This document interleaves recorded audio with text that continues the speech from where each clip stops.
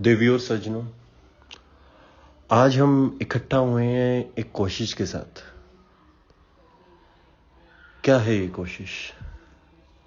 कोशिश ये है कि हम बहुत कुछ महसूस करते हैं इस दुनिया में, बहुत कुछ देखते हैं, बहुत कुछ समझते हैं, मगर कुछ बातें हैं जो हम समझ नहीं पाते हैं। बेचैन करती हैं हमें वो बातें। जब भी हम अकेले होते हैं, तन्हा होते हैं, वो बातें हमें काटने को आती हैं। झंझलाहट होती है हमें, अपने साथ रहने से बचते हैं, भागते हैं, और जो भी ये दुनिया करवाना चाह रही है हम सब करने की कोशिश करते हैं कि मैं शराब पी लूं, मैं पार्टी कर लूं, मैं। मगर वो सब लम्हे भर के लिए हमें सुन कर देती हैं। मगर जब हम अकेले होते हैं, वो सवाल हमारे सामने फिर आते। किसी को हम बयां नहीं कर पाते कि अल्फाज नहीं मिलते।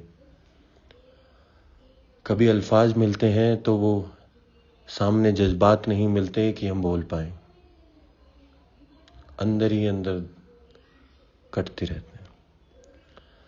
तो इसी सिलसिले में मैं भी खोज में निकला कि कैसे समझा जाए, कैसे बोला जाए। तो एक शायर मेरी नज़रों में आए, जॉन एलिया साहब। जॉन एलिया, जिनका जन्म भारत में हुआ, अमरोहा यूपी में जगह है, वहाँ रहते थे। देश का विभाजन हुआ 1947 में, उन्हें पाकिस्तान जाना पड़ा, मगर वो कभी यहाँ से जा नहीं पाए। उन्हें अपना घर यही लगता था और उन्हें दुख हुआ कि ये सब क्या हो रहा है, क्यों रातों रात दीवार खिंच गई, लोग बट गए, इतनी जाने गई। तो झंझलाहट थी उनके मन में, जो भी देख रहे थे, कुछ कह नहीं पा रहे थे। तो झुंझलाहट में ही उन्होंने एक गजल लिखी है, एक ये हारे हुए शायर की। वो हार गए दुनिया में जो चीज़ें देखे हुए हैं। तो मैं आपके सामने वो प्रस्तुत करने की कोशिश करूँगा, आपको थोड़ा उसका कंटेक्स्ट देने की कोशिश करूँगा, क्या सोचा, क्या समझा, जितना मेरी समझ में आया है। अब उन्होंने क्या सोच के लिखा वो जाने, जहाँ तक हम पहुँच पाएंगे ये सिलसिला ऐसे ही चलेगा। तो हारे हुए शायर की है कि उन्हें काफ़ी दुख था कि जो भी चीज़ें हो रही हैं, गलत हो रही है, उनको कोई हिसाब नहीं रखा जा रहा है। देश बट गया है, सच सुनने को नहीं मिल रहा है। तो दुख में वो शराब पीते थे, शराबी थे। तो उसी के साथ उनकी एक गजल है, अब किसी से मेरा हिसाब नहीं। इसमें कुछ मुश्किल लफा क्या कहते हैं, बोलना भी मुश्किल हो रहा है, शब्द हैं, अभी के लिए ऐसा बोल देते हैं। तो मैं आपको समझाने की कोशिश करूंगा, आप साथ बने रहें। अब किसी से मेरा हिसाब नहीं, मेरी आंखों में कोई ख्वाब नहीं। उन्होंने छोड़ दिया ये जीवन में कि अब मैं किसी से कोई हिसाब नहीं है, तूने मेरा लिया दिया, कोई हिसाब नहीं है उनका किसी से। और उनकी आंखों में कोई ख्वाब नहीं बचा, मेरी आंखों में कोई ख्वाब नहीं। खून के घूंट पी रहा हूं मैं, खून के घूंट पी रहा हूं मैं, ये मेरा खून है, शराब नहीं। तो जो लोग उन्हें शराबी बोलते थे, तो वो बताना चाह रहे थे कि शराब नहीं पीते हैं, ये खून के घूंट हैं उनके, जो पी के जी रहे हैं इस जीवन में। अगली लाइन में वो कहना चाहते हैं, मैं शराबी हूं, मैं शराबी हूं, मेरी आस ना छीन। वो कहते हैं कि मेरी होप मत छीन मुझसे, मेरी आस मत छीन, मुझे आस है, तू मेरी आस है, शराब नहीं। मैं शराबी हूं, मेरी आस ना छीन, तू मेरी आस है, शराब नहीं। और अगली पंक्ति में जॉन कहना चाह रहे हैं कि उन्होंने सवाल पूछने बंद कर दिए हैं लोगों से। वो पूछ नहीं पाते हैं किसी से, क्यों? कोई इनके सवालों का जवाब ही नहीं दे रहा है। तो उन्होंने सवाल पूछने बंद कर दिए हैं। तो अगली पंक्ति में वो कहना चाह रहे हैं,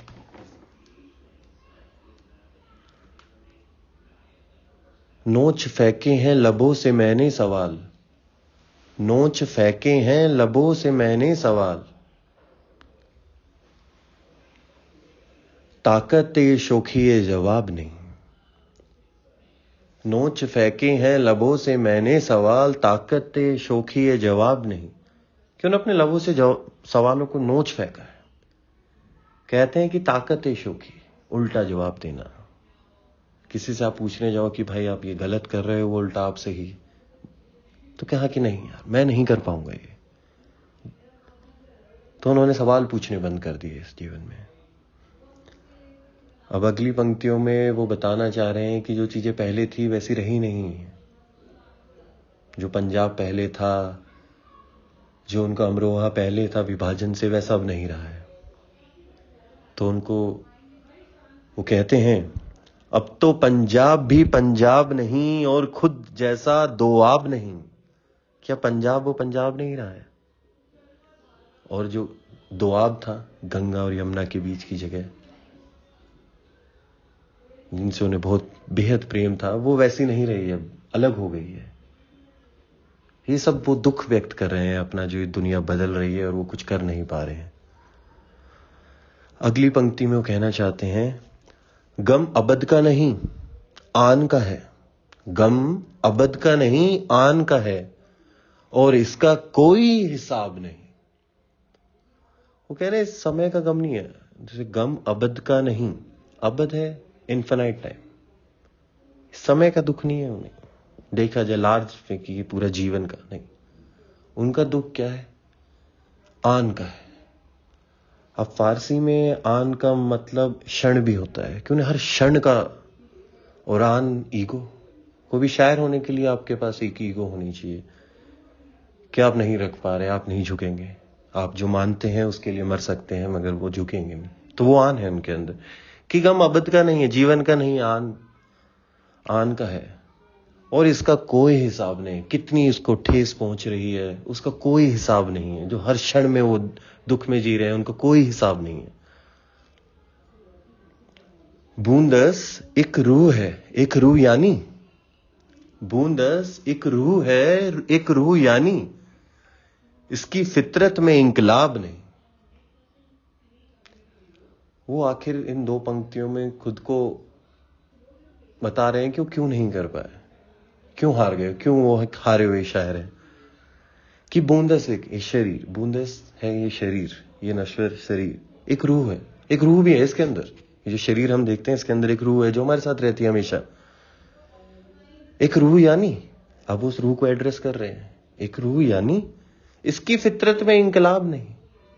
इंकलाब नहीं कर रही है, बस जिए जा रही है, इंकलाब नहीं कर रही। और उनका मानना था अगर वो इंकलाब नहीं कर रहे हो तो जीने का कोई मतलब नहीं। तो इन पंक्तियों के द्वारा जॉन ने कुछ उनके दिल के जज्बात हमारे सामने दिखाने की कोशिश करी, समझाने की कोशिश करी। अक्सर हम इस प्रकार के इन्वायरमेंट से हमने आसपास देखते हैं, खुद महसूस करते हैं, तो झंझलाहट आती है कि यार ये सब तो नहीं हो रहा है, सही नहीं हो रहा है, किसी को बोल नहीं पाते हैं, समझ नहीं पाते हैं। तो इसी झंझलाहट में उन्होंने ये सब लिखा है। तो आज के माध्यम से बस हम यही करना चाह रहे थे कि ये झंझलाहट सबके पास, हर सच्चा आदमी जिसको भी दुनिया दिख रही है उसके मन में है कुछ, तो उसको चैनलाइज करो, कुछ करने की कोशिश करो कि वो चीखते रहे। उन्होंने चीखना बंद नहीं करा उनके मरते दम तक। तो आप भी कुछ कीजिए, उसको चैनलाइज कीजिए। अगले अध्याय में हम उनके कुछ और गजल या लेके आते हैं।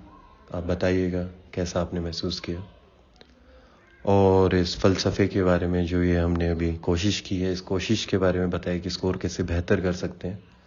तो आपकी फीडबैक बहुत ही इम्पोर्टेंट है कि कोशिश हम अच्छे से कर पाए, क्योंकि कोशिश करना ही हमारे हाथ में है। तो जब तक के लिए आज्ञा चाहूँगा। खुदा हाफिज, शब बखैर, ध्यान रखिए।